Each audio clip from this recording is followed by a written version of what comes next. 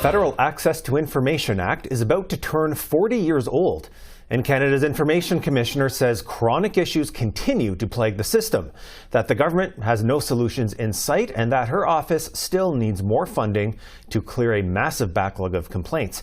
And with me now is the Federal Information Commissioner, Caroline Maynard. Ms. Maynard, good to see you. Thanks for having me. Happy to be here.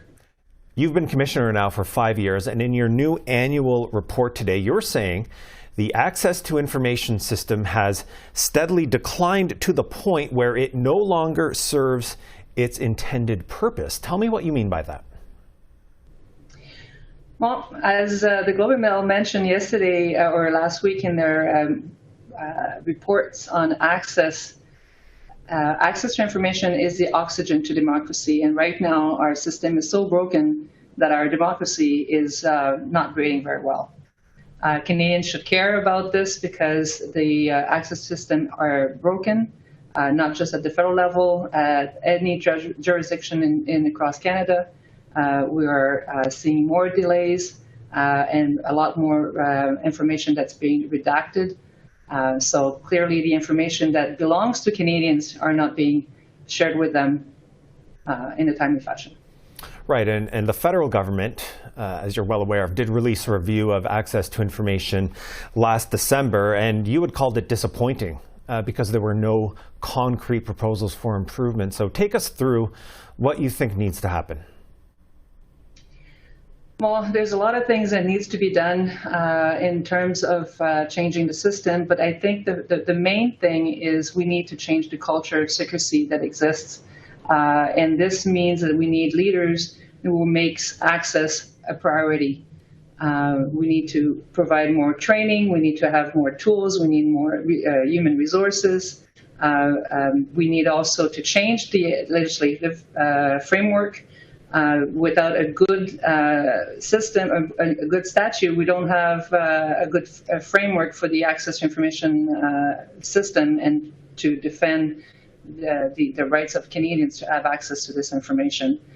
We need investments in our tools, like I said, and all of the system within the institutions that are not responding to the current system, the current demand of access requests.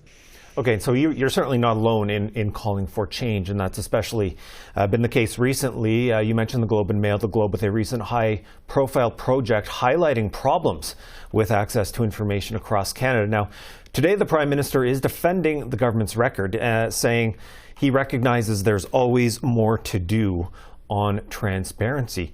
Do you have any indication that the government is willing to do more?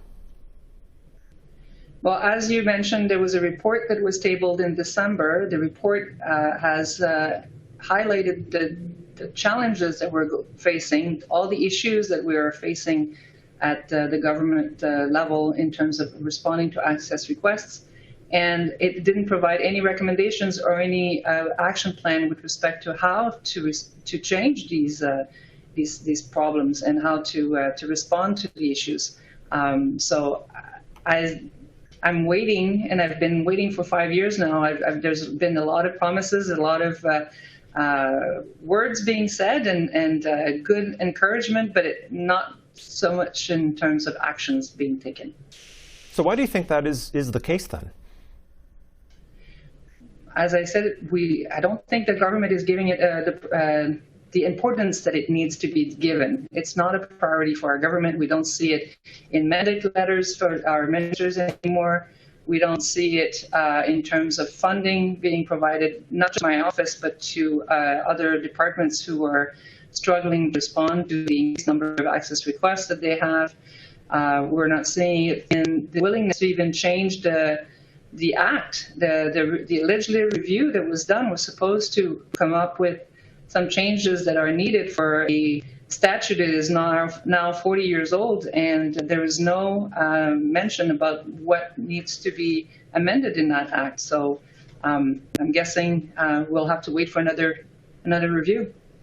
Now, I wanted to ask you a couple of questions about this report, your annual report, and the new information from over the past year. You say there's a never-ending increase in the number of complaints your office receives about the government. Give us a sense of what the latest numbers are and the scope that your office is dealing with.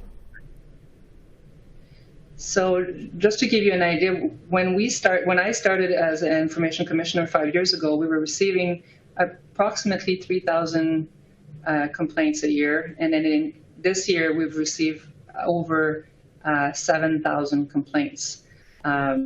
So it shows that the system is not working. The timelines are becoming an issue. Institutions are not respecting the 30-day timelines that they are supposed to be respecting under the Act. They're asking for more extensions, or they're just simply not responding. A lot of complainants are saying that they haven't heard from institutions in months.